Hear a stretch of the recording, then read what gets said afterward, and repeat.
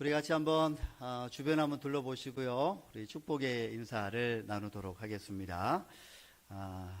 오늘 지을 수 있는 최선의 행복한 미소와 아름다운 미소를 한번 비추시면서 환하게 한번 인사하도록 하겠습니다. 참 잘 오셨습니다. 참 잘 오셨습니다. 참 잘 오셨습니다. 네, 우리 한번 더 인사하겠습니다. 주 안에서 사랑합니다. 축복합니다. 주 안에서 사랑합니다. 축복합니다.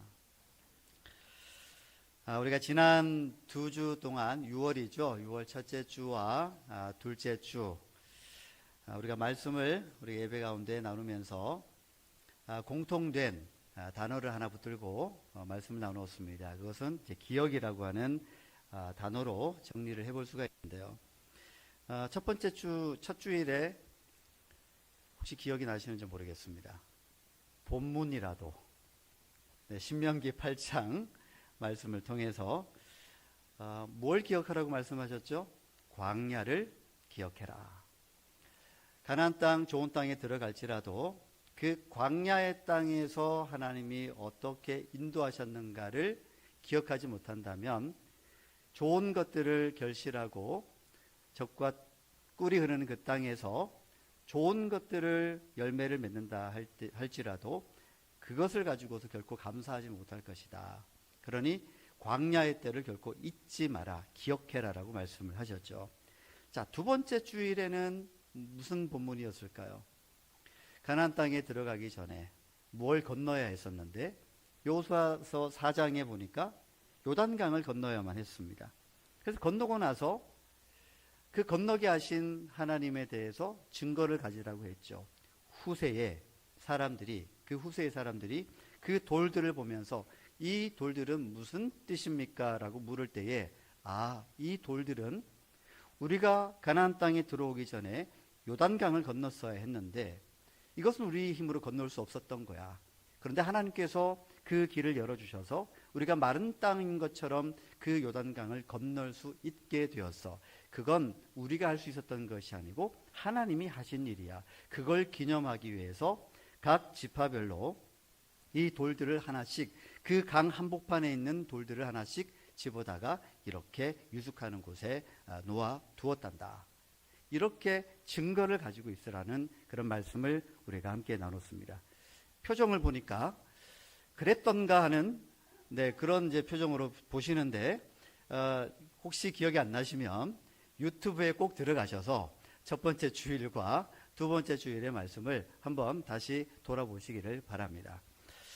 자, 그렇다면 오늘은 한 걸음 더 나아가는 것입니다. 광야에서 함께 하셨던 그 하나님을 기억하고 자신의 힘으로는 도무지 결코 넘을 수 없었던 그 어려움, 즉 요단강이었죠.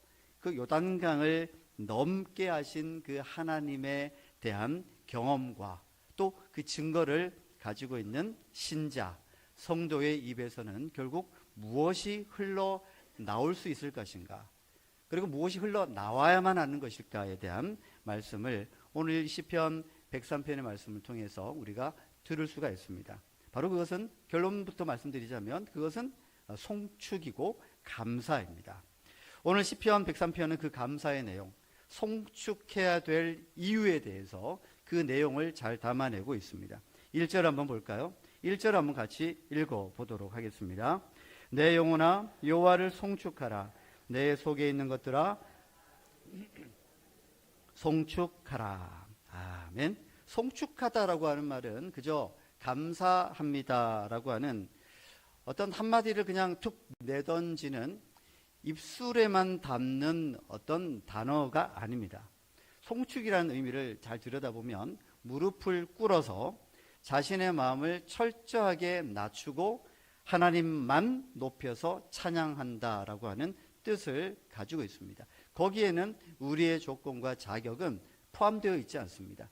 우리의 자격과 조건을 뛰어넘어서 우리에게 행하신 이에 대한 그 하나님 앞에서의 경외심을 가지고 무릎을 꿇고 하나님만 높여서 찬양한다라고 하는 의미가 송축이라고 하는 단어에 포함되어 있습니다. 자, 게다가 다윗은 내 속에 있는 모든 것들아 라고 부르고 있죠. 입술로만 송축한다는 얘기가 아닙니다. 입술로만 까딱까딱하면서 감사하겠다는 얘기가 아닙니다. 무엇을 가지고서요? 내 속에 있는 모든 것들을 다해서 자신의 마음과 생각과 감정, 의지, 나의 존재를 모두 통틀어서 끌어다 모아서 하나님을 높인다라고 하는 뜻을 가지고 있습니다. 온 힘을 다해서 송축한다는 말씀이죠. 그러니 송축은 내 존재 전부, 어떤 일부를 가지고서가 아니고 내 존재 전부를 총동원해서 올려드리는 감사의 노래다라고 할 수가 있습니다. 내 속에 있는 것들을 또 다른 얘기로 하면 1절 처음에 나오는 단어인데 바로 내 영혼이라고 하는 단어를 사용하고 있습니다. 다윗은 지금 자기 자신에게, 자신의 영혼에게 명령을 하고 있습니다. 뭐라고요? 내 영혼아 송축하라. 내 속에 있는 것들아 송축하라. 그렇게 자신의 영혼에게 명령하고 있는 것입니다. 참 묘하죠. 감사라고 하는 게 어떨 때 생겨나는 것일까 생각해 보면,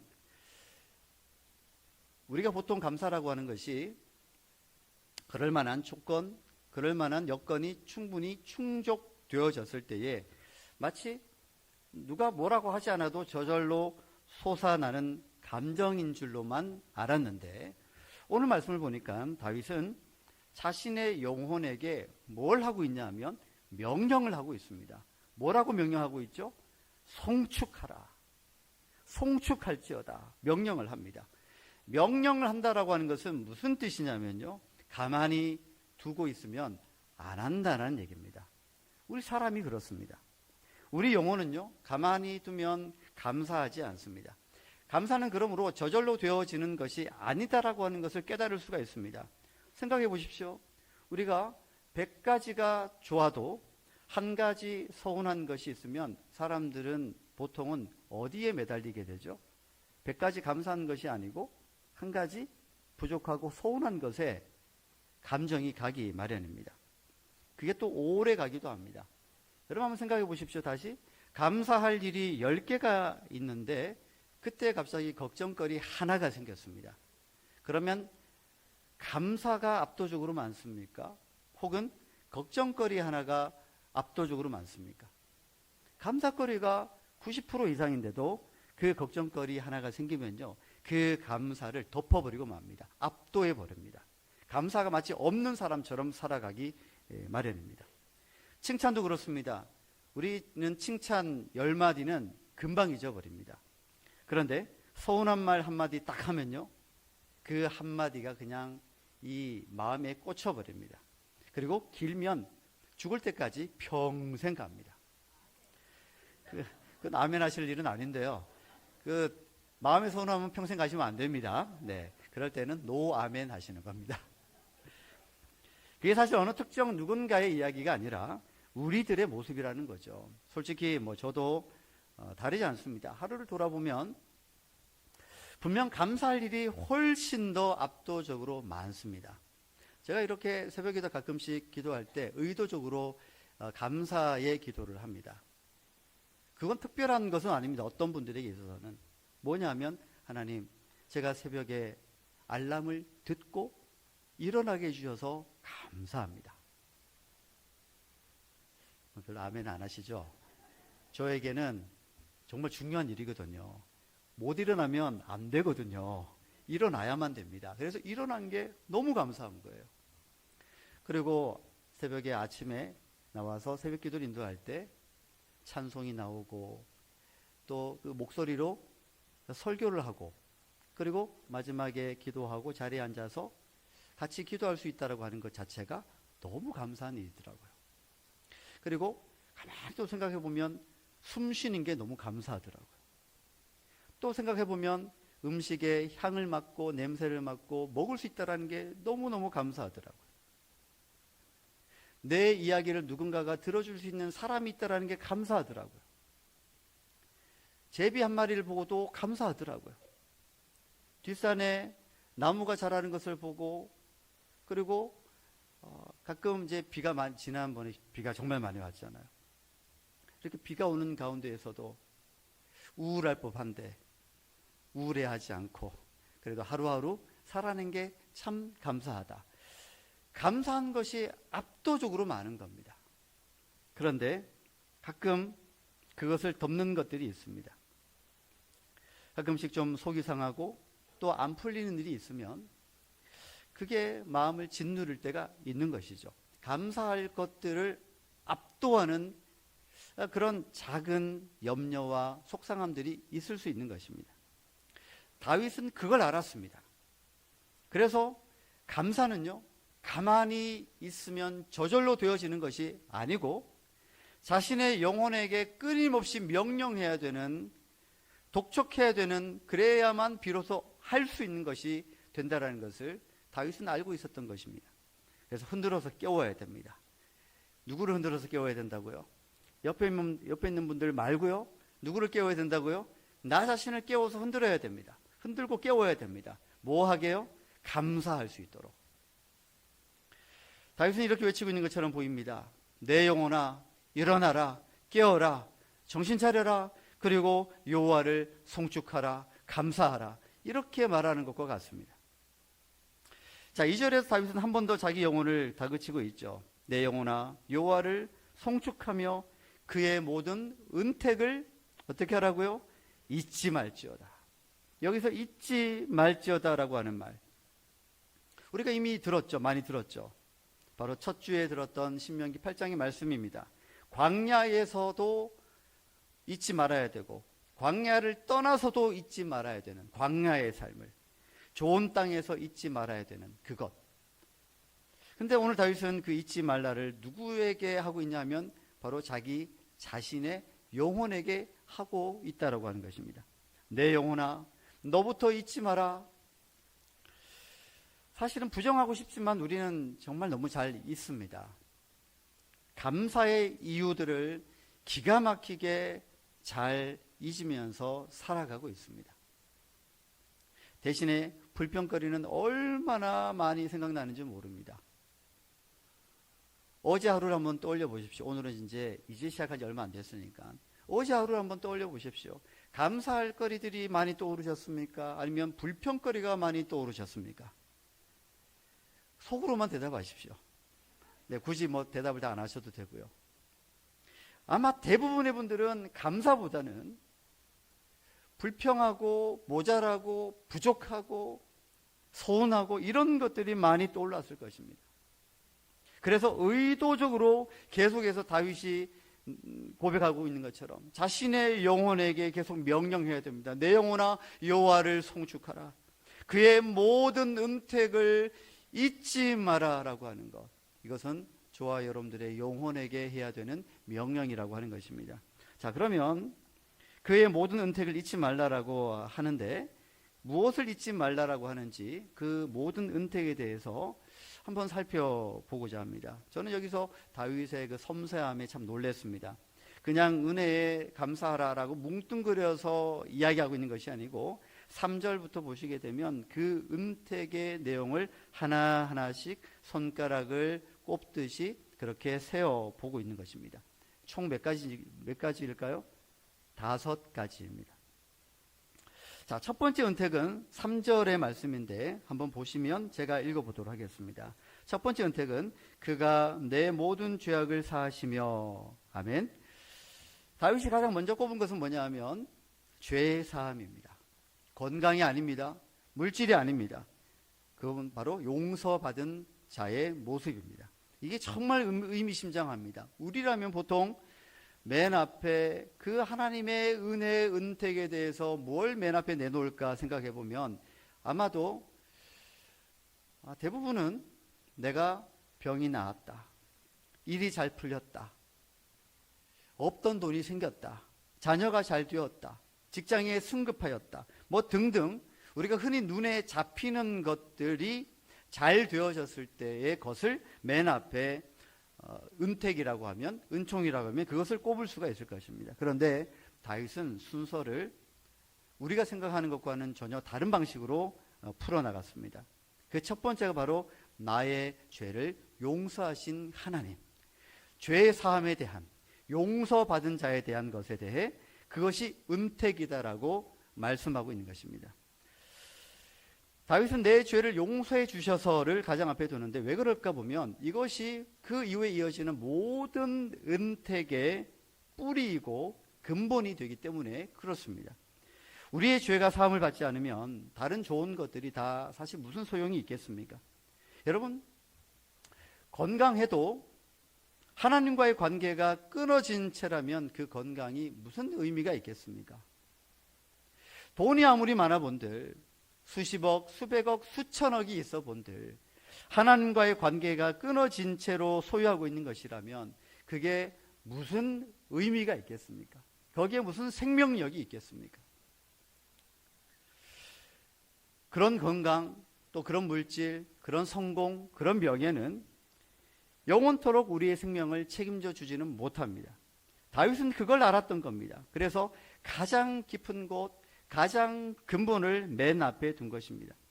이 첩제 은택이야말로 우리가 감사할 수 있는 가장 근본이며 단단한 기초라고 할 수가 있습니다. 여러분, 보통 우리는 무엇 때문에 감사할까요? 보통은 일이 잘 풀렸을 때, 시험에 합격했을 때, 통장에는 잔고가 많았을 때일까요? 줄어들 때일까요? 네. 많아질 때. 그럴 때 여유가 생기면 감사하죠. 보통 우리가 그렇습니다. 물론 그게 다 좋은 감사의 내용입니다. 감사해야죠. 그런데 그러한 감사에는 약점이 하나가 있습니다. 어떤 약점이 있을까요? 치명적인 약점입니다. 예를 들면 일이 잘 풀리다가 어느 날 갑자기 일이 잘 안 풀리면, 건강하다가 갑자기 건강을 잃으면, 돈이 있다가 갑자기 돈이 사라지면, 자녀가 잘 나가다가 갑자기 자녀의 일들이 틀어지면 감사가 어떻게 될까요? 그걸로만 감사했다면 그 감사가 통째로 뒤흔들리는 것입니다. 그것은 형편과 상황과 처지에 매인 감사였기 때문에 그렇습니다. 그런데 죄를 사하심은 그렇지 않습니다. 전혀 다릅니다. 나의 오늘의 이 사업이 어려워질지라도 나는 여전히 용서받은 사람이고, 오늘 내가 건강을 잃을지라도 나는 여전히 하나님께 용서받은 사람이고 하나님의 자녀라고 하는 것입니다. 형편과 처지는 바뀔 수 있습니다. 그러나 용서받았다라고 하는 이 사실은 바뀌지 않는다라는 얘기입니다. 바뀌지 않는 그것이 다윗은 은택의 가장 첫 번째로 놓으면서 그것에 감사하고 송축했다라고 하는 것입니다. 그러면 이 죄사함이라고 하는 것은, 이 가장 이 큰 은택은 어디에서 완성이 될까요? 그것은 다윗의 이 고백하고 있는 이 시점에서부터 먼 훗날 예수 그리스도께서 십자가에 달리심으로 완성이 되었습니다. 다윗이 내 모든 죄악을 사하시며 라고 고백한 것은 주님이 우리를 위해서 당신의 생명을 내어준 그 사건을 통틀어서 완성되어졌다고 하는 것, 그것을 통해서 완성되어졌다고 하는 것을 말씀하고 고백하고 있는 것입니다. 여러분, 우리가 죄의 사함을 받은 것은 우리가 스스로 청산해서가 아니죠. 우리가 그 죄를 해결해서가 아닙니다. 주님이 우리를 대신해서 그 십자가에서 죄악을 담당하셨고, 우리는 그 용서하심을 선물로 받은 것이며, 그러므로서 우리는 구원받은 자녀가 되어지고 바로 용서받은 사람으로서, 그렇게 바뀐 신분으로서 살아갈 수 있게 되어진 것입니다. 자, 두 번째 은택입니다. 3절 뒷부분을 보실까요? 3절 뒷부분에 보시면 내 모든 병을 고치시며 라고 고백하고 있습니다. 하나님께서는 우리 죄만 만지시는 분이 아닙니다. 우리의 몸도 만지시는 분입니다. 여기서 병이라고 하는 것은 너무 좁게만 보면 안 되겠죠. 우리의 몸의 질병뿐만이 아니라 우리 마음의 병, 관계에서 생기는 상처, 또는 오랫동안 굶어왔던 우리 인생의 어려움들까지 다 포함되어져 있습니다. 우리 가운데는 지금도 아픈 자리를 그냥 끌어안고 살아가는 중에 이 자리에 와서 예배 드리시는 분들이 있을 것입니다. 다 좋아져서, 다 나아서, 다 고침받았기 때문에 감사하는 게 아니라 그 아픈 중에도, 그 상실 중에도, 그 상처 중에도 하나님께서 한 걸음씩 회복시켜 주신 그 손길을 세워보자라고 하는 것이 바로 오늘 이 다윗을 통해서 우리에게 말씀하고 있는 내용입니다. 여러분, 돌아보면 우리가 완전히 무너질 수 있는 그 자리에서 그래도 여기까지 오게 하신 하나님의 회복의 역사가 있었음을 고백하며 나아갈 수 있기를 주님의 이름으로 축복합니다. 여러분, 잊지 말아야 될 것은 하나님은 우리의 몸과 마음을 외면하지 않으신다는 점입니다. 어떤 고침은 눈에 보이기에 나타나기도 하고요. 어떤 고침은 오래 견디게 하시는 은혜로 경험되기도 합니다. 중요한 것은 우리 주님께서는 자기 백성을 결코 아픔 속에 버려두지 않으신다라는 것, 이것을 꼭 기억하면서 나아갈 수 있기를 축복합니다. 자, 이제 세 번째 은택입니다. 4절을 보실까요? 4절에 보면 내 생명을 파멸해서 속량하시고 라고 말씀하고 있습니다. 속량이라고 하는 것은 죄사함뿐만이 아니라 어떤 기가 막힌 상황 속에서 하나님께서 건져내신다 라고 하는 뜻을 가지고 있습니다. 여러분, 우리가 살다 보면 어떤 분들은 그 강도가 조금씩 다르긴 할 터인데 이번엔 정말 끝이구나, 나에겐 더 이상 이제 소망이 없구나, 그 절망의 끄트머리에 서게 될 때가 있습니다. 더 이상 길이 없구나라는 것을 느낄 때가 있습니다. 그런데 오늘 이 자리에 앉아 계시는 우리 모든 성도님들은 그런 상황들이 있었음에도 불구하고 그 파멸의 구덩이에서 하나님께서 건져내어 주심으로 저와 여러분들이 오늘 이 시간까지 나와서 앉아서 예배 드릴 수 있다는 것이 우리 저와 여러분들의 입술에서 고백되어지기를 축복합니다. 바로 그것입니다. 여호수아 4장 보시게 되면 그 요단강을 건너야 되는데 이걸 건너야 그 다음 땅으로 나아갈 수가 있는데 할 수가 없잖아요. 마치 절망의 끝에 서 있는 사람들 같았습니다. 홍해 바다도 마찬가지였습니다. 그런데 하나님은 그걸 건너게 하셨습니다. 건너갈 수 없는 인생이었는데 건너갈 수 있도록 해주신 하나님, 그것이 바로 내 생명을 파멸해서 속량하시고 라고 하는 은택의 내용이라고 하는 것입니다. 저와 여러분들이 그렇게 건너갈 수 없는 강을 건너가게 하신 하나님의 은택을 잊지 않고 송축하며 감사하며 나갈 수 있기를 축복합니다. 자, 이제 네 번째 은택입니다. 4절 뒷부분에 보시면 인자와 긍휼로 관을 씌우시며 라고 되어 있습니다. 이 대목이 참 놀랍습니다. 한번 보십시오. 죄인이었던 사람, 파멸의 구덩이에 있던 사람에게 하나님이 무엇을 씌우시죠? 관을 씌우십니다. 바로 인자와 긍휼하심으로. 관을 씌운다는 얘기는 뭘까요? 관을 씌운다라고 하는 것은 하나님께서 우리를 존귀하게 여기신다라고 하는 뜻입니다. 여러분, 관은 씌워줄 만한 자격이 있는 사람에게만 씌워줍니다. 왕관은 누구에게 씌워주죠? 왕에게. 잘 알고 계시죠? 그 왕관은 왕이 될 만한 자격을 갖춘 이에게 씌워주는 것이지 내가 쓰고 싶다고 쓸 수 있는 것도 아니고 누군가에게 내가 씌워줄 수도 없습니다. 임의적으로. 왕자도 그렇고요, 공주도 그렇습니다. 하나님께서 우리에게 인자와 긍휼로 관을 씌워주셨다는 얘기는 뭐냐 하면 우리의 신분을 바꿔주셨다는 얘기입니다. 무슨 신분으로요? 파멸할 수밖에 없고 죽을 수밖에 없는 우리 인생을 하나님의 자녀로 불러주셨다라고 하는 뜻입니다. 저와 여러분들을 너는 나의 딸이다, 너는 나의 아들이다, 너는 나의 자녀다, 너는 나의 백성이다라고 그 신분을 바꿔주신 은혜를 이걸로 표현하신 겁니다. 인자와 긍휼로 관을 씌워주셨다.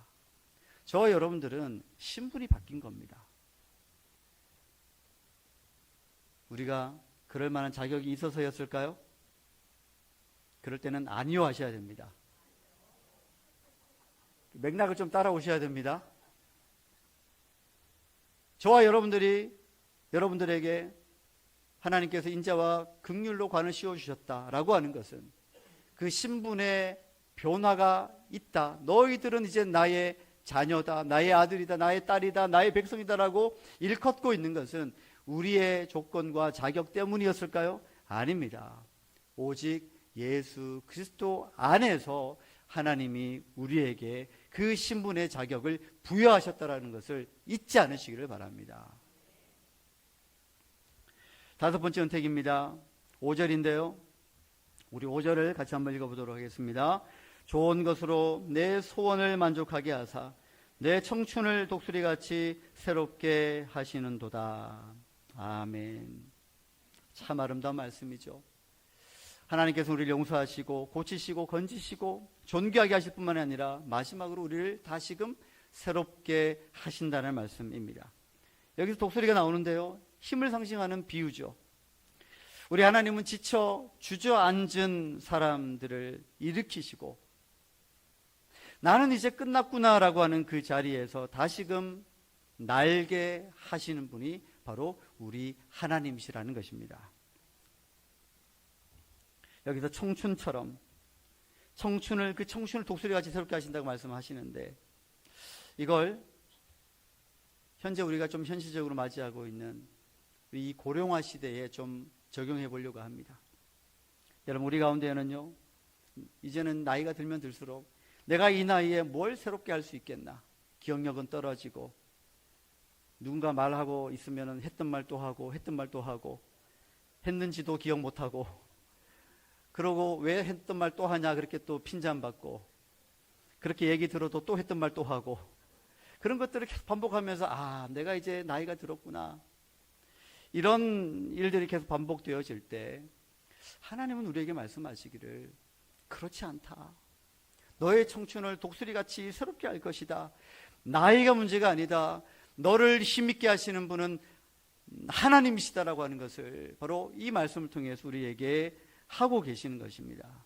여러분, 주님은 우리를 회복해 하시는 분이심을 믿으시길 바랍니다. 회복은 젊은 사람들만의 것이 아닙니다.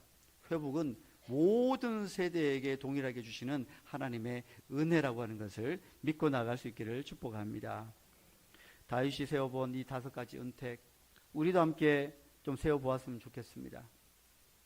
우리가 죄를 사함받은 것, 우리의 병을 고쳐주신 것, 우리의 생명을 기가 막힌 구덩이에서 건져주신 그 은혜, 우리를 그 관을 씌워주심으로 존귀하게 하신 그 은혜, 우리를 날마다 새롭게 하심으로 회복시켜 주시는 그 하나님의 은혜, 여러분, 이 모든 것들이 하나하나 연결되어져 있음을 꼭 기억할 수 있기를 축복합니다. 그 모든 것들의 첫 번째는 무엇이라고요? 바로 내가 용서받은 자라는 것을, 내가 용서받은, 하나님께로부터 용서받은 사람이라는 것을 꼭 기억하면서 나아갈 수 있기를 바랍니다. 그 모든 것은 예수 그리스도를 통해서 이루어졌고요, 우리는 예수 그리스도를 믿음으로써 하나님의 자녀가 되어지는 본세, 그 신분을 얻었다는 것을 한순간도 놓치지 않고 그것을 기억하며 감사로 하나님께 나아갈 수 있기를 축복합니다. 여러분, 감사는요, 막연하게 하나님 뭉뚱그려서 감사합니다 라고 할 때보다는 다윗처럼 하나하나 손을 꼽아가면서 세어보면서 감사하는 게 정말 은혜가 넘칩니다. 이게 감사의 비밀이기도 합니다. 그 하나하나 세어볼 때 감사의 내용과 하나님께서 우리에게 베푸신 그 은택이 얼마나 위대하신가를 우리가 생명력 있게 우리가 경험할 수 있게 되어짐을 기억하실 수 있기를 바랍니다. 오늘 이 말씀을 우리 일상에서도 적용해 보면 좋겠습니다. 여러분, 하루를 마무리할 때 또는 하루를 시작하기에 앞서서 여러분의 영혼을 향해서 한번 이렇게 크게 외쳐보시기 바랍니다. 어떻게 해요? 내 영혼아 여호와를 송축하라. 그 모든 은택을 잊지 말지어다. 이렇게 한번 외쳐보시기를 바랍니다. 연습을 한번 해보도록 하겠습니다. 어떻게 하자고요? 내 영혼아 여호와를 송축하라. 다시 한번 해보겠습니다. 내 영혼아 여호와를 송축하라. 아멘. 그 모든 은택을 잊지 말지어다. 그렇게 한번 외쳐보시기 바랍니다. 매일마다. 그건 매일 해도 괜찮습니다. 입이 닳지 않습니다. 그렇게 한번 해보시기를 바랍니다. 아침이든 점심때든 밤이든. 여러분, 오늘 말씀을 맺습니다.